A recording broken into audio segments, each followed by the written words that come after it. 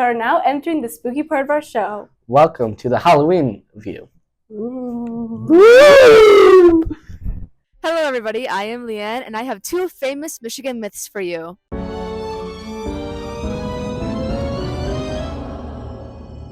Today we are looking at two famous Michigan myths, the tales of the Dogman and the Torch Lake Monster. Starting with the Dogman, its story begins all the way back in the late 19th century in 1887 when a couple of lumberjacks in Wexford County saw the Dogman. This encounter is what started the long spiral of Dogman sightings, which has made it staple in Michigan folklore. The story continues on by continued sightings. As the legend persists, a common occurrence can be seen in reported sightings. The Dogman appears every 10 years, making its appearance in years that end with 7. Each sighting rekindles interest in the myth, leading to a growing community of enthusiasts who gather every decade to share the stories and search for evidence. Moving on to the Torch Lake Monster, this monster originates from, you guessed it, Torch Lake. Torch Lake is the longest and deepest inland lake in Michigan, stretching out over 19 miles and is more than 285 feet deep. One of the tales about the Torch Lake Monster calls it a sea panther, meaning it has a lizard's body and the head of a cat or mountain lion. A song that was written about the Torch Lake Monster states that the creature has one brown eye, one blue eye, and slimy green skin. It is believed that this creature lives at the very bottom of Torch Lake and only rises to the surface at night, searching for its next victim. As the years roll on, the Dogman is expected to make its next appearance in 2027, while the allure of the Torch Lake Monster continues to draw curious souls to its shores. With each new generation, these myths will evolve, reminding us that some mysteries are best left unsolved, adding to the rich folklore that defines Michigan. So, the next time you venture into the woods or gaze into the depths of a Michigan lake, keep your eyes and ears open. You never know when you might encounter a piece of living legend. Many countries and states have their own spooky history. Michigan is no exception. Let's go over to Leanne with Michigan myths. Tristan, what is your favorite Michigan myth? The Dogman one, because Mrs. Maine showed us a weird music video to the Dogman. 5. Mine is the Mackinac Island Ghosts, just because I like that stuff. Oh, that stuff's cool. Last weekend, our student council hosted a Halloween event. Let's take a look at what it looked like.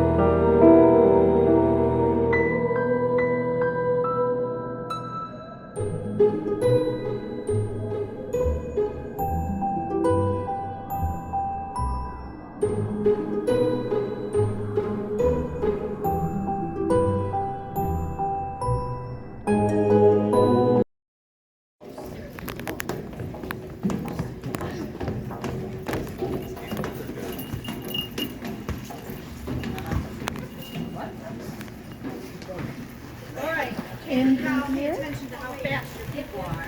yes, ma'am. Oh, this is dark.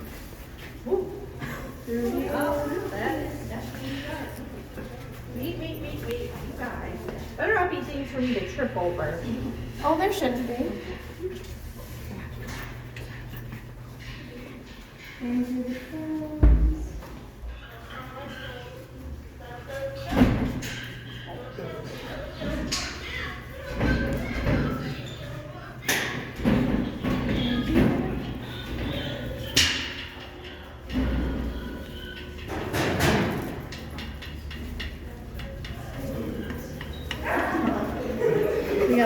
Hold on.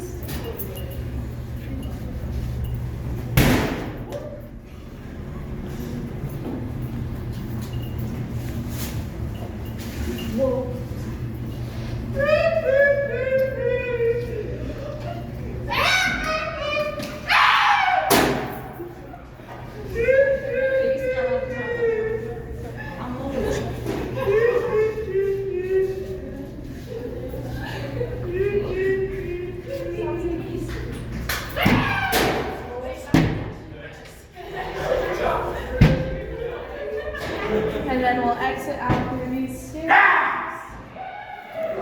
Guys, we still need to fix this.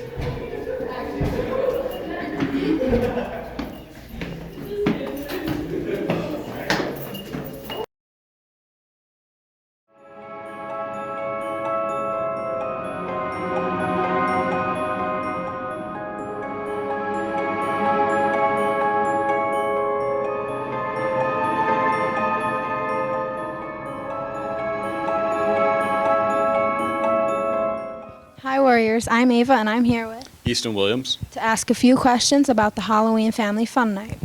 So what is your role in the Family Fun Night?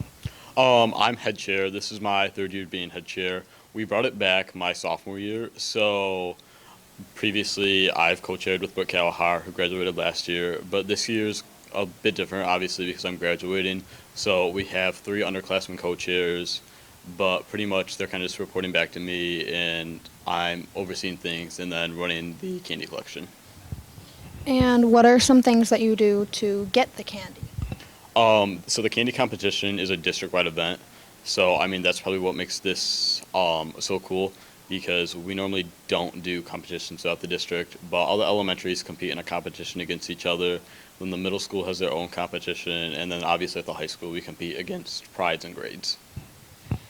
And how exactly do you decorate?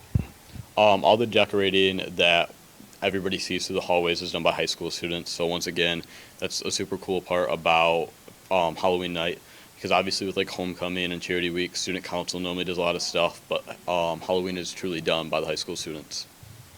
And I heard there's a haunted walkway thing. Yep, a haunted house through the locker room. So we've done that the past 2 years as well. We're changing it up a little bit this year, so hopefully people don't quite know where everything is. But this year we're fundraising for Camp Kessom. So they are a camp. Can we cut that? Yeah, we can cut that. Okay. They are a camp that is helping students whose families are going through cancer treatment. So the kids typically aren't cancer survivors, but rather survivors of the impact from cancer. I believe that's it.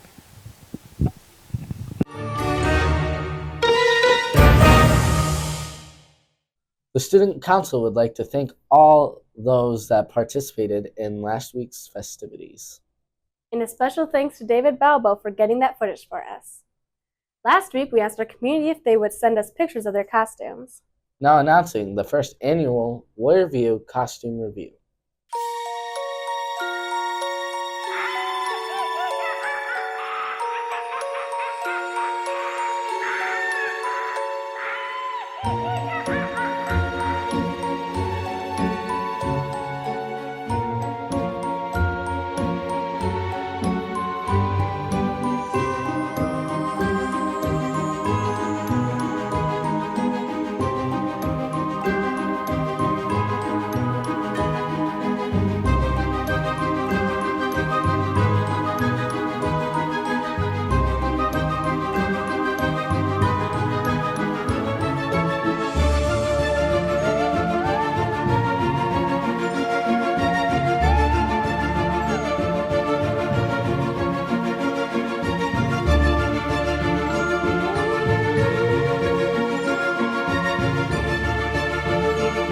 Wave Beats Music.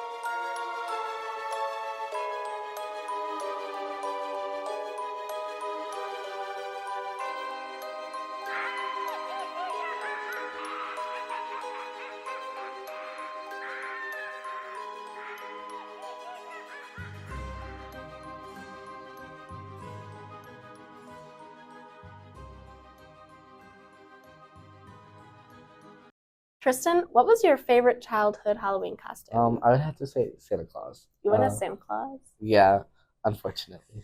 Unfortunately. Actually, it's not unfortunate, but Well, my favorite one was I went as like a masquerade ball oh, that's one. cool. I had the mask and a big dress. It was really fun. That is all we have for you today. This has been Lainey And Tristan with your Warrior View. Have a great weekend, Chip Hills, and Merry Christmas!